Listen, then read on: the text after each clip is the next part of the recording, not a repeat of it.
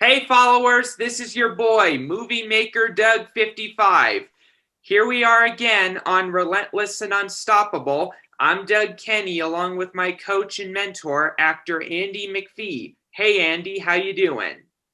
Hey Doug, are you being relentless and unstoppable this week?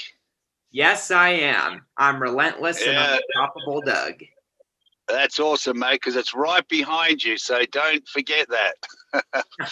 Hey, so we have an amazing lady on today that we met at Women of Achievements Award. Would you like to introduce Lisa to everybody? Yeah, how we met is through Woman of Achievement pageant, and her speech that she gave at the pageant left such an impact on me. So I'm pleased to welcome Lisa Hopkins to the show. Hi, Welcome. Lisa. Hi. Hey, Doug. Hey, Andy. How are y'all doing? I'm good. You're in Alabama, yeah?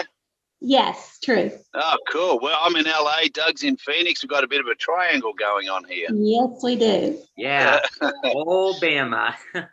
So let's let the viewers hear Lisa's story. Okay, so yeah, Lisa, I must ask you, could you share with our viewers what Woman of Achievement is about? Yes, it's a pageant for women who have platforms. I think the song is perfect during these difficult times. You gotta have faith. So when you believe. This time of fear, when prayer so often proves in vain, hope seems like a summer too swiftly flown away. Yet now I'm standing here, my heart so full I can't explain. Speaking faith and speaking words I never. Oh, there can be miracles when you believe. Though hope is frail, it's hard to keep. Who knows what miracles you can achieve when you believe? Somehow you will. And it's a competition, and it's the nationals every year, so people from different states can come. Some states compete to be in it, and some states doesn't. But each has a title, and you go and nationals, and you do have to competition for that in front of judges. And it's based on our platforms mainly. And every woman has a story, and every woman has a platform that's in it. So it's just a competition on our achievements, basically. Yeah, and look, I've judged twice now, and I think it's just amazing, like hearing the stories of what women have been through and their inspiration for other women and there's so many different platforms. People dealing with survived cancer, abuse, domestic abuse. There was, depression, anxiety, or people standing for others, like people with autism, someone's got a platform for them. So it's such a variety, but it's a lot of fun because you guys get to have the ballroom, like the real pageants do. You come out in your gowns, and it's amazing. You have the fitness area, then you have the creative area, which was awesome. Yours was Wonder Woman, right? Yes, correct. I was taught at a young age to always hide behind a mask. I was that little girl who was abused by a close family member. Yeah, that was really cool. Yeah, Thank that you. was great. That was great. That was a great speech, and it had such an impact on me. Like when you were like, I chose to get rid of the mask, and you threw your mask away. Like, Uh-huh. I was thinking to myself, that's a well-planned speech. Like, I don't think I would have thought of that. It was 5 years in the making, that speech. Yeah, Yeah, I'm only yeah. sorry that I didn't think of it first. So I chose to get rid of the mask. Well, like you just said, Lisa, you said it's 5 years in the making, but it was actually a lifetime in the making. Yes, correct. Yes. But You know, actually and that trying to get the story out was 5 years in the exactly, making. yeah, and that lifetime, and then creating that story, how to get it across, and sharing with people, you know, the fact that we all wear a mask of some sort, you know, and it's hard to take that off and reveal sometimes when you've been through trauma. So, look, that was really it was awesome. So, Doug, I know you have a whole bunch of questions for Lisa, so back to you. Yeah, I must ask you, Lisa, what do you do as your platform for Woman of Achievement in your career? I'm in the process of trying to get more opportunities. Right now, I've been doing several interviews since this last pageant. I want doors to open up to where maybe I could just go share that speech now that I finally got it down pat, to be able to go into, you know, like maybe even schools, if they would let me go in and share in the speech, or have be a motivational speaker and people come hear it. Right now, I just go. I've you know, of course, I've been to women's groups, shelters, and stuff like that. But right now, I'm just waiting for doors to open to be able to get the story out there to other people that needs to hear it. Yeah, Yeah, that's awesome. that's really cool. Feel free to use the footage I captured in your speech in your I, cause if necessary. I do have it on YouTube now. I created a YouTube channel and it's on there. Oh, great. Oh, Yeah. But Doug, I could send you the link if you want to share it yeah, somehow. for sure. The link, Yeah. everybody, is right here. Yeah, that's great because to be able to get that out for you and share it on our platforms, and Doug does an amazing job of, you know, running all that side. He's involved with another project, a community project of ours, and he does some really cool stuff. So you're in the right hands with him sharing. But anyway, Awesome. yeah, back to you, Doug.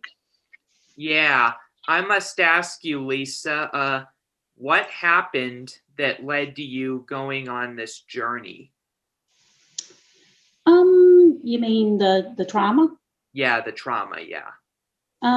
It's still pretty much blocked. I think I know kind of the piece of counseling. So a lot of it, like I mentioned, was not so much that trauma. What happened afterwards is like the emotional not having support of, you know, is pretty much the complex part of mine.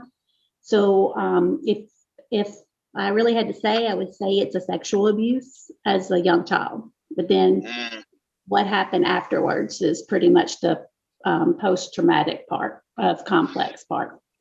Did you feel alone, like because you couldn't share it with anyone, like it was all by yourself with no support? Yes, That must have correct. been hard. Yes, That must have been correct. really hard. As a young child, and then going into adulthood, that must have been really terrible. Yes, yeah, it really affected me later on, like 40s, I think, is when it started hitting me.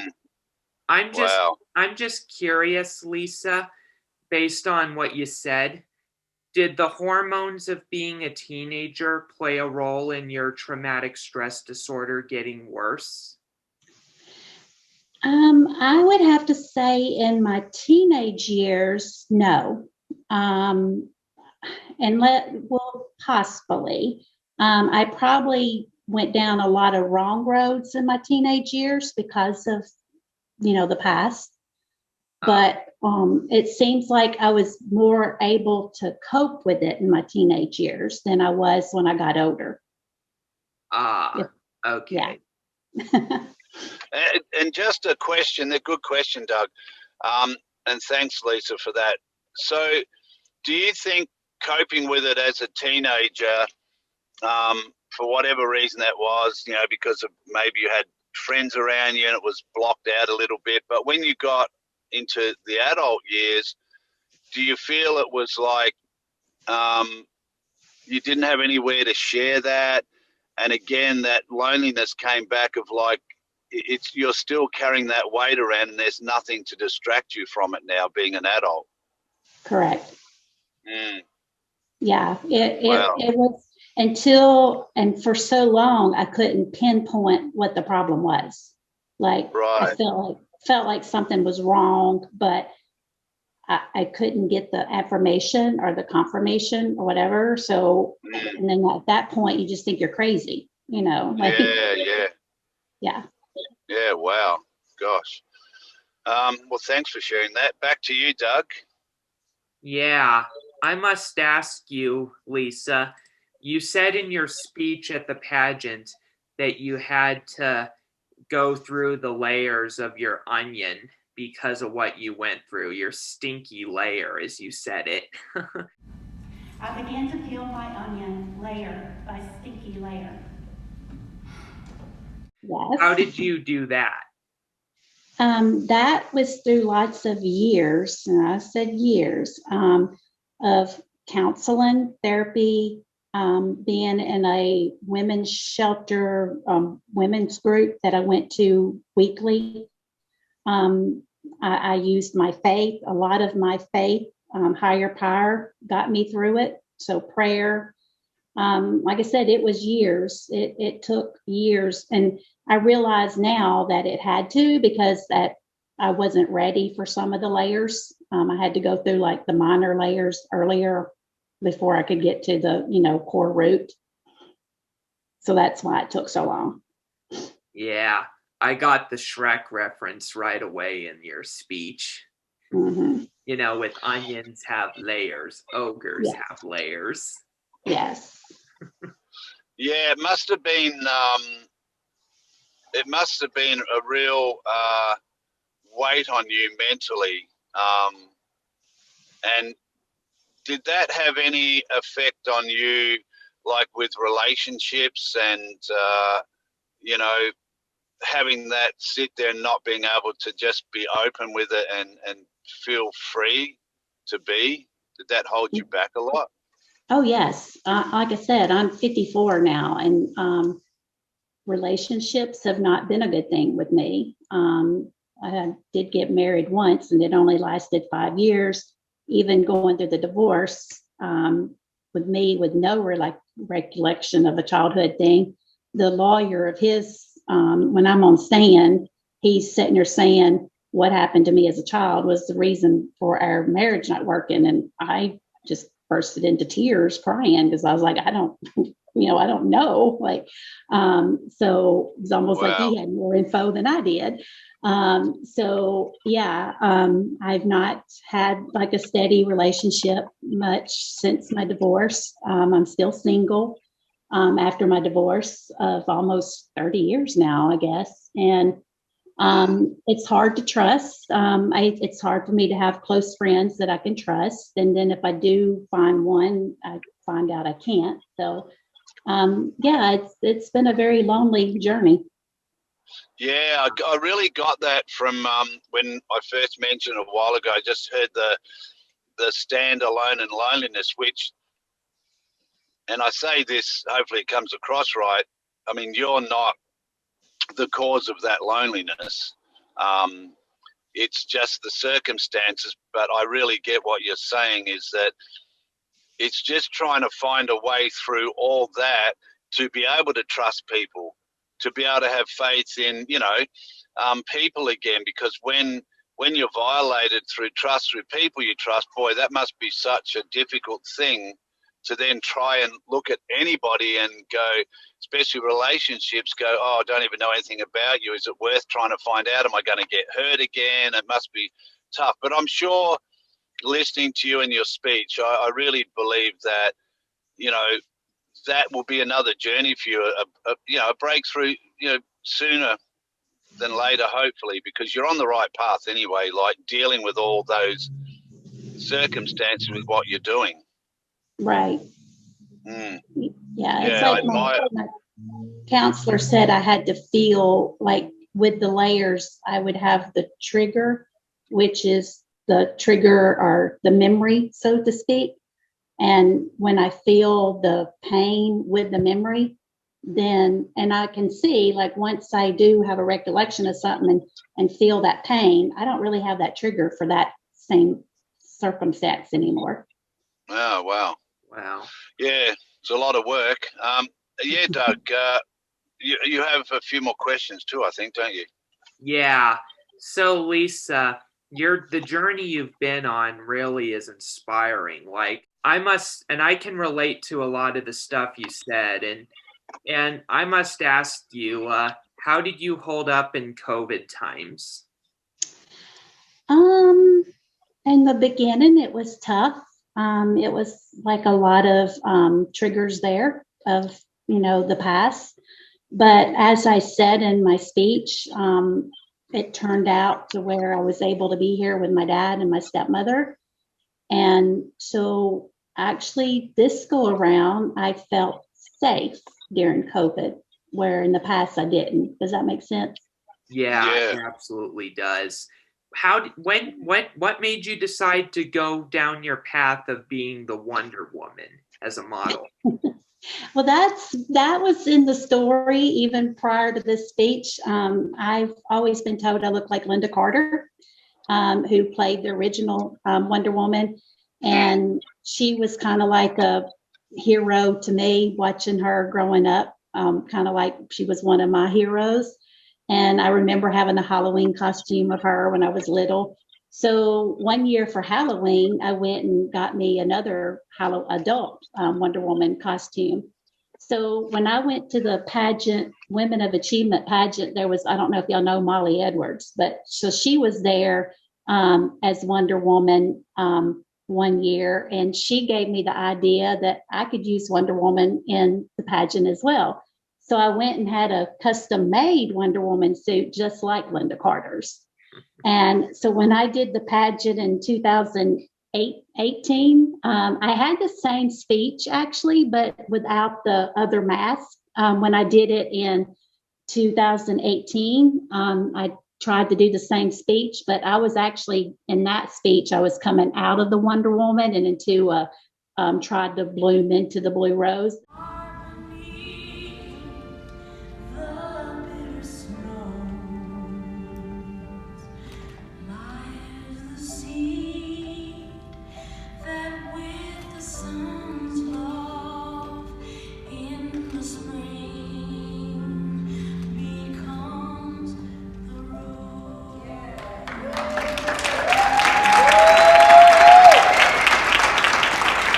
And I went way over my minutes, so I didn't get to finish the speech. So that's why I said the speech was so. With COVID coming into play, it just kind of worked to where that's how it became the two mask of Wonder Woman. That's great. Yeah. What was the awesome. rose a reference to? What was what reference to? I didn't catch that. The rose, the blue rose. Oh, the blue rose. Okay. So the blue rose is my favorite color is blue, the turquoise blue, kind of like what I'm wearing. So and then one year in the pageant, I sung The Rose by Bette Midler. And so that part I played at the end of the speech, that's what I felt like. I've been that rose that wasn't able to bloom. So now that I've taken the mask off, I'm now able to bloom. And so since the blue is my favorite color, that's why I just say I'm the unique blue rose. That's great. Yeah, that's awesome. Can I ask you a question? Have you ever thought about, you may have already done it, meeting up with other women who've been through very similar circumstances and, having issues with finding right relationships? Have you thought of little support groups with a small group of women to, support each other in, trying to to work out relationships and find relationships, but having a safe group of women in case you do go out on a date or something, and then I don't know, I'm not saying it's going to go wrong because there's a lot of good men out there, but it's just the trust factor. Having that little support group to support you in finding relationships. Have you thought of that? Yeah, I've been in one. Yes. Okay. Yeah, I was in one of those for years. I've moved now, so I've not got the same one. But yeah, I done that for years, and then I still have my close friends I know I can trust without a doubt, that I've known for years and years and years. And if I do happen to find a guy I'm going to go out with, they know when I'm going. They keep in contact. They know when I'm back, and so I that safe group. Yeah, I thought you might have already moved in that area, but that's good because we no matter what we go through in life with circumstances and things happen, you do need a support group, whatever it'll be, yeah. Oh, that's awesome. Doug, back to you. We've only got a couple minutes left, so. Yeah, I see the Wonder Woman badge on your shirt, Lisa. That was from Christine, the other judge, Christine. She gave me that at the end of the pageant. That's really cool. So after that, I just have one last question, which is, what impact do you think your story could have on future people in this world? I hope what my goal is to help others who might feel they're crazy and to let them know they're not. Mine is specific for people who's blocked it, and if any way of hearing mine can help them trigger enough to know that they're not crazy, because that's been my biggest. Yeah, that's great. And it's a tough road because sometimes people don't want to hear about it, and that's things that we come up against, but that doesn't matter. We just keep going, and you keep doing what you're doing, and gaining more support, and which is great, because Doug will share it, your YouTube channel, and keep posting it to our different groups. So just little baby steps and everything, even if it's only 2 people that come to and go, wow, you just helped me, like that's working, Yes. It's working. Yeah. Well, look, really appreciate you coming on, Lisa, and I'll hand it back to Doug, but we'll definitely chat again, like down the track a bit in a few months, to see where you're at, to see what's happening with you, in a few months' time. Yeah. That sounds good. Thanks for having me. Awesome. Yeah, thanks for sharing that. Mm-hmm. Yeah. So, followers, I want to thank both Andy and Lisa for appearing on the show. Everybody, their Facebook profiles are right here. And we'll see you next time on Being Relentless and Unstoppable. Thanks, Doug. Thanks, Lisa.